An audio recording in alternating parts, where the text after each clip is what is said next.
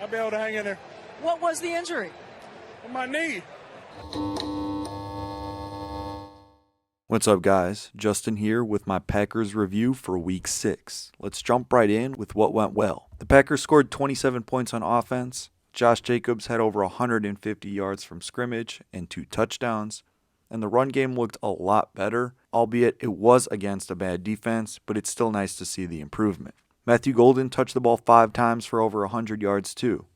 And the defense didn't give up a single point in the first half and only gave up 18 points overall. With Brandon McManus out with an injury, Lucas Haversick didn't miss a kick all game. And I don't think there were any special team blunders in the entire game either. A pleasant surprise. And even Matt LaFleur did something well. Matt LaFleur called a big timeout prior to Evan McPherson's first attempt from 67 yards. He went on to hit the field goal, which would have been the longest in NFL history. But after the timeout, McPherson then followed it up with a miss. If not for the timeout, that would have been the second time an opposing kicker made the longest field goal in NFL history at Lambeau, where the ball also hit the crossbar and went in. The first time was David Akers back in 2012 when he hit a 63-yarder. Now, if I told you the Packers scored 27 points, gave up less than 20, and Jacobs and Golden each going over 100 yards, you'd think I'd be pretty happy with their performance.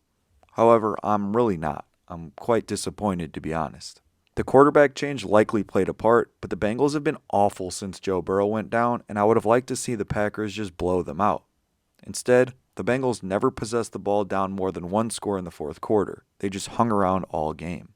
And it took a big-time throw and catch from Love to Golden late in the fourth quarter to essentially win the game. It's just never easy. Overall, I think this team is just kind of boring to watch. They rarely make splash plays. The defense does not get sacks or force turnovers. Now, this is likely a result of playing Dak Flacco in their last 3 games, and these guys are veteran quarterbacks that know to get the ball out quick. I get you absolutely don't need turnovers or sacks on defense, but Flacco was content with taking 5 to 6 yard plays in the second half over and over again, and it kept the Bengals in the game. The Packers tried to bend and not break, but they bent and broke. There needs to be adjustments for these short and quick passes. Now, I know this probably won't happen, but I would much rather prefer the defense to play an aggressive style, but I also think they don't have the personnel to do so. I want them to blitz more often and play this sticky man coverage. Yeah, big plays could happen, but if you give up a big play, so be it, and they'd end up forcing more turnovers. I want my team to dictate the flow of the game and not let the other team do so. I think the offensive performance was mostly uninspiring too. The first half consisted of way too many horizontal plays. This actually changed in the second half too, and they had 2 touchdown drives that mainly consisted of vertical plays. I appreciate this change and hope it's more of the case moving forward. I don't think their best players get the ball enough either. Tucker Kraft had 2 targets, one of which was a 19-yard catch and run where he jumped from like the 3 or 4 yard line to score the touchdown. I don't know how you could watch him and not make a larger effort to get him the ball. Kraft and Golden should touch the ball at least 5 to 6 times a game, and Jacobs should touch the ball at least 18 to 20 times a game. And look, I know it's hard to win in the NFL, but with some of the performances other teams, especially within the division, put up against the Bengals, I would have liked more out of the Packers. A few other notes I have. If you are hating on Micah Parsons or calling him a waste of money or picks or whatever, then I don't think you know ball. He is being double-teamed the most in the NFL, sometimes even triple-teamed, and he gets held on like every single play. Sure, he's not getting sacks, but he's taking up 2 to 3 blockers almost every play. The real issue is Rashawn Gary. He has been MIA since week 2. He needs to win his one-on-ones that Micah Parsons is giving him. Lucas Van Ness actually had a nice game on Sunday before going out with injury. I don't think Nate Hobbs is very good, and I swear he gets cooked on every play that they show. It's looking like Goody's 2 major free agent signings were big misses.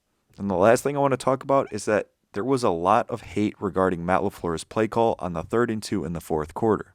The Packers were up 6 in field goal range with under 2 minutes left in the game. The Bengals had a timeout left. The Packers chose to pass, resulting in an incompletion and stopping the clock.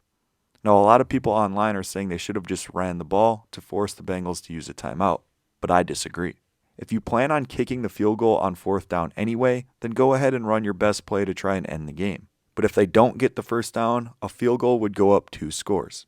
The clock being stopped is irrelevant. The extra 40 seconds or timeout doesn't matter. They'd have to recover an onside kick either way, which and Matt LaFleur would rather not have seen, and that's why he chose to pass the ball, to win the game right there. He gave his players the option to dictate the flow of the game, and he went for it, and I can't fault him for that.